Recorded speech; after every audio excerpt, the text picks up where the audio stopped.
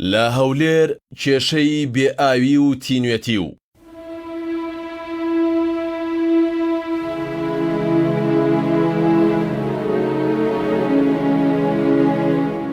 بیست ڕۆژ دەبێ ئاونیە بە قورعان جێژنە ئیشێکمان نەکردو لە بەبێ ئاوی لە سلێمانیش وشکبوونی دار و باخچەکان و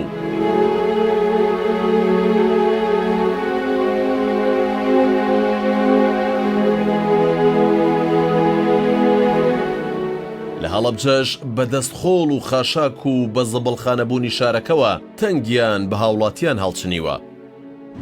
هەولێر شاری پێشکەوتووی گەشتیاری و دووبەیەکەی کوردستان وا خەریکە تینوێتی هاوڵاتیەکانی هەراسانەکات، پایتەختی ڕۆشنبیری و شارە حیاتەکە، دار و پارک و باخچەکانی وشکبوون و لەژێر هەڕەشەی لە ناوچوونی تەواوەتیدان. هەڵەبجەی شاری شەهیدان و پایتەختی ئاشتی و سیمبولی خۆڕاگریش وا خەریکە دەبێتە زەبڵدان و ڕۆژ بە ڕۆژ مەترسی لەسەر ژیان و خاک و ئاوی خواردنەوەی هاوڵاتیەکانی دروست دەبێت. حکوومەتیش بێباکانە و خەمساردانە بە دیار هەموو کێشەکانەوە وەستاوە و ناتوانێت چارەسەرێکی خێرا دیاری بکات.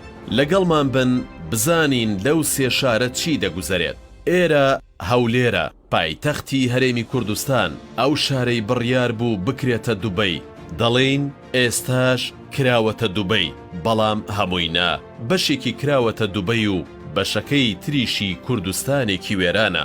ماوەیەکە باسی گەرمی ناو خەڵک بۆتە کێشەی بێئاوی شاری هەولێر، بەڵام ئەم بابەتە کۆنە و هی ئێستا نییە. جیاوازی چینایەتی و جیاکردنەوەی شێوازی ژیانی هاوڵاتیان ئەگەر لە هەرێمی کوردستان یەک جار هەستی پێ بکرێت، ئەوە لە پایتەختی هەرێم چەندین جار هەستی پێدەکرێت و زۆنی زێڕ و زۆنی هەژاران، بەشە ئەوروپیەکەی هەولێر و بەشە کوردیەکەی لەلایەن هاوڵاتیانەوە بەکاردەهێنرێن و ڕۆژ بە ڕۆژ جیاوازیەکەش زیاترە بێت.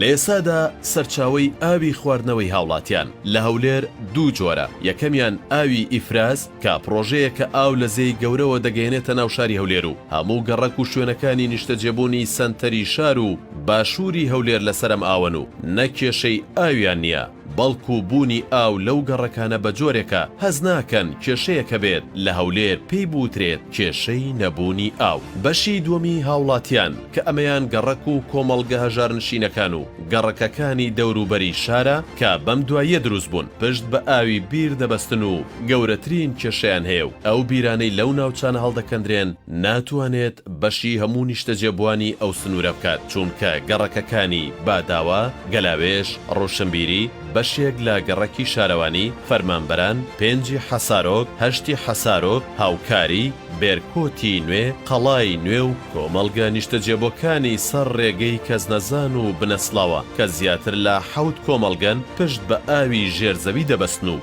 لە ڕێگەی بیرەکانەوە ئاوی خواردنەوەیان بۆ دابین دەکرێت. بەوتەی مەسعود کاڕەش، جێگری پارێزگاری هەولێر، زیاتر لە 1000 بیر لە هەولێر بۆ ئاوی خواردنەوەی هاوڵاتیان هەڵکەندراوە و ئەم بیرانە بەشێکیان ئاو بۆ زیاتر لە 150 ماڵ دابین دەکەن، واتە ئەو ماڵانەی ئاوی بیریان هەیە لە هەولێر نزیکەی 150,000 ماڵە و زیاتر لە 600,000 کەسە بن. بەهۆی دابەزینی ئاستی ئاوی ژێرزەوی مەترسی نەبوونی ئاو و بێئاوی ڕووی تێکردوون. چارەسەری کێشەی کەم ئاوی لە هەولێر ڕاکێشانی هێڵی ئیفراز چوارە کە ماوەی زیاتر لە 7 ساڵە حکوومەت خستوێتیە پلانەوە و بەهۆی زۆری تێچۆکەی و نەبوونی پارە نەتوانراوە جێبەجێ بکرێت. ئاری ئەحمەد بەڕێوەبەری ئاوی هەولێر دەڵێت پرۆژەی ئاوی ئیفراز 4 هێندەی هەموو بیرەکان و هەر سێ بۆری ئیفراز ئاو دەگەێنێتە هەولێر و بەڕاکێشان و تەواوبوونی هەموو بیرەکان دادەخرێن، بەڵام پرۆژەکە زیاتر لە 1 ملیار و 200 ملیۆن دۆلاری تێدەچێت و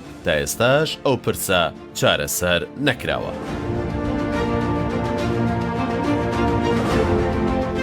سلێمانی لە شاری سەر و سەوزایی ستانداردەوە بۆ وشکبوون و زەردبوونی دار و پارک و باخچەکان بەهۆی بێئاویەوە 400,000 مەتر گوڵ و چیمەن و پەرژینی سلێمانی وشک بوون کە بەهاکەیان چەندین ملیۆن دۆلارە.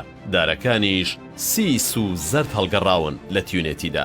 مەترسی وشکبوونی زیاتر لەسەر 1000 دار هەیە. بەڕێوەبەرێتی باخچەکانی سلێمانی بۆ ئاودانی دار و سەوزاییەکانی سلێمانی ڕۆژانە پێویستی بە 4 ملیۆن لیتر ئاوە بەڵام بەهۆی خەرج نەکردنی بودجەوە لە ئێستادا کەمتر لە ملیۆنێک لیتر ئاویان پێدابین دەکرێت زیاتر لە 80 ڕۆژ لەمەوبەر. سەرۆکی حکوومەتی هەرێم ڕایگەیان کە بودجەی پێویستیان بۆ ئاودانی باخچە و سەوزاییەکانی سلێمانی تەرخان کردووە بەڵام وا خەریکە وەرزی هاوین تەواو بێت تا ئێستا پارەکە خەرج نەکراوە و سەوزایی و دارەکانی هەواری شار و بلوارەکانی سلێمانی و پارک و باخچەکان لە چاوەڕوانی تەنکەرێک ئاودان تینوێتیان بشکێنێت. کامەران حەمە ساڵح بەڕێوەبەری باخچەکانی سلێمانی لەسەر ئەو پرسە بە شارپرێسی ڕاگەیان وەزعی باخچەکان زۆر خراپە و هەموو دارەکان تینون لە بێئاویدا.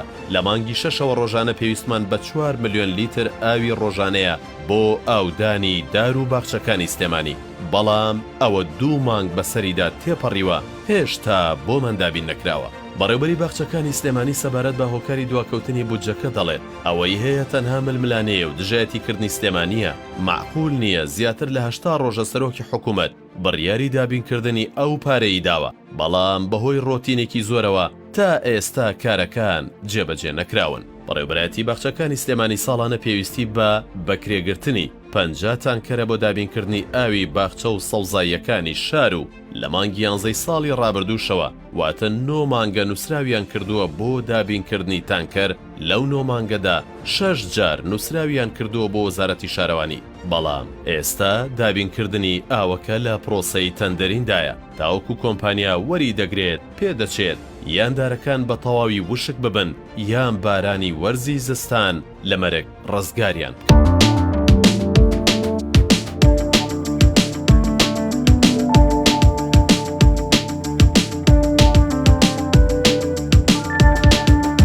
سەرەڕای مەترسی پاژماوەی چەکی کیمیایی بە زەبڵخانەبوونی شارەکە هەڕەشە لە دانیشتوانەکەی دەکات. پاژماوە و خۆڵ و خاشاکی هەڵەبجە و تەوێڵە و بیارە و خورماڵ و گوندەکانی سنووری هەڵەبجە هەمووی لە شوێنێکی نزیک لە سنووری نیشتەجێبوون لەسەر بۆریەکانی ئاوی خواردنەوەی هاوڵاتیانی شارەکە کۆ دەکرێتەوە و لە ناو دەبرێت. ڕوبەرێکی زۆری زەوی داگیر کردووە و گرفتی بۆ نزیکەی 7 گوندی ئەو ناوچەیە دروست کردووە و جگەلەوەی بۆنێکی ناخۆش و پیسی هەیە بەشێک لە زەویە کشت و کاڵێکانیشی پیس کردووە.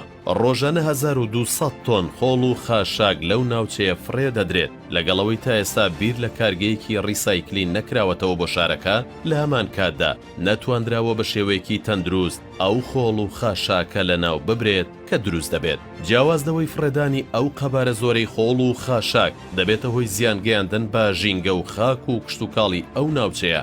لە هەمان کاتدا بۆری گواستنەوەی ئاوی بۆ قەزای سەی سادق پێدا تێدەپەڕێت. ئەوەش مەترسیەکی گەورەیە بۆ سەر ئاوی خواردنەوەی ماڵان چونکە هەر شکان و لێچوونێک لەو بۆری ئاوی خواردنەوەیە وا دەکات زبڵ و خۆڵ و خاشاکەکە تێکەڵ بە ئاوی خواردنەوەی هاوڵاتیان بێت. ئێستا هەڵەبجە لە بەردەم ئەوەدایە لەبری سەوزکردن و گەڕانەوەی ژینگەیەکی تەندروست بۆ شارەکە ببێتە شوێنێک بۆ فرێدان و لە ناوبردنی خۆڵ و خاشاک بە شێوەیەکی ناتەندروست و وردە وردە خەریکە شارەکە دەبێتە زەبڵخانەیەکی گەورە. ئەگەر بەوردی لە دۆخی ئەم سێ پارێزگایی هەرێم بڕوانین وێڕای هەبوونی چەندین کێشە و گرفتی دیکە کە ژیانیان لەسەر هاوڵاتیان سەخت کردووە لە ئێستادا ئەو سێ شارە هەریەکەیان بە دەستگرفتێکی گەورەی ژیاریەوە دەناڵێنێت کە ئەو کێشانە لە هەر وڵاتێکی تر بن حکوومەت یان دەست لە کار دەکێشێتەوە یان بە زووترین کات چارەسەریانەکات. بەڵام لێرە نەگەوەی حکوومەت توانای چارەسەرکردنی نییە